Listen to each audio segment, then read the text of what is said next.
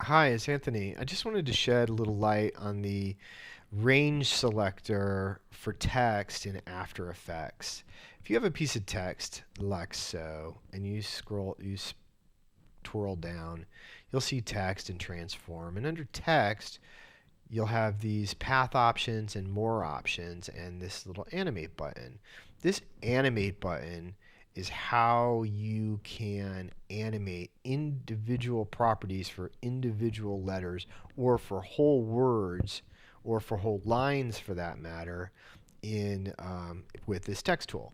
So if you wanted to, let's say, animate scale, suddenly you get the range selector.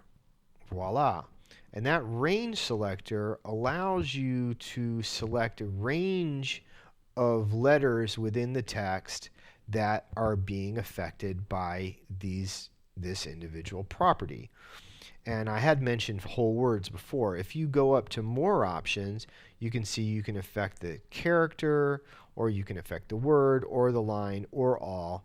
We're just going to stick to affecting individual characters for right now and not get into all these details because those are different subjects, and I really want to stick to clarifying this range selector. If you twirl down the range selector, you'll see the start of the range selector.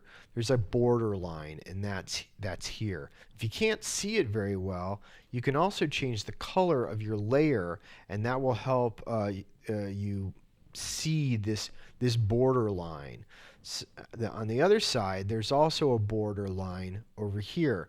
And so what's inside these two border lines is the range, is the selected range that will be affected by this property. So if you start blowing up the scale, what's inside these two lines is what's going to be affected. Now this offset will actually take both of those lines and move it, side to side so that it can, it looks like it passes through the letter, and then you can squeeze it so that it, you only maybe get one letter, and so on and so forth. And obviously those things are also animatable, so you can make different effects happen by affecting those options.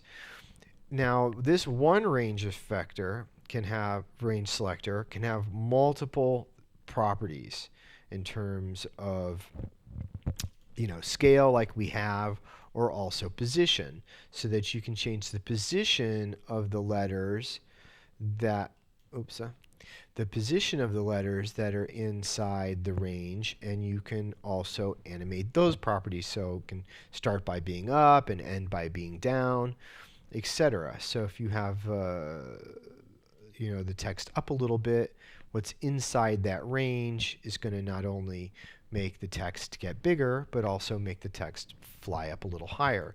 And as you can see, you have just about all your normal transform properties there. So you can certainly do a lot of things.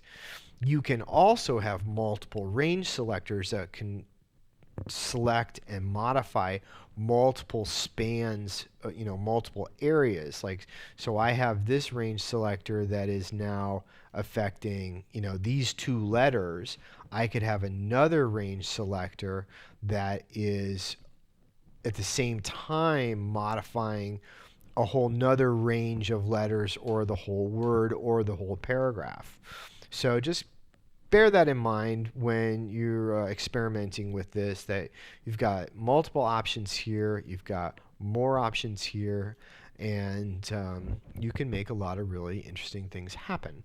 All right, I hope that helps clarify what the range selector is and does, and thanks a lot for watching. Talk to you later. Bye.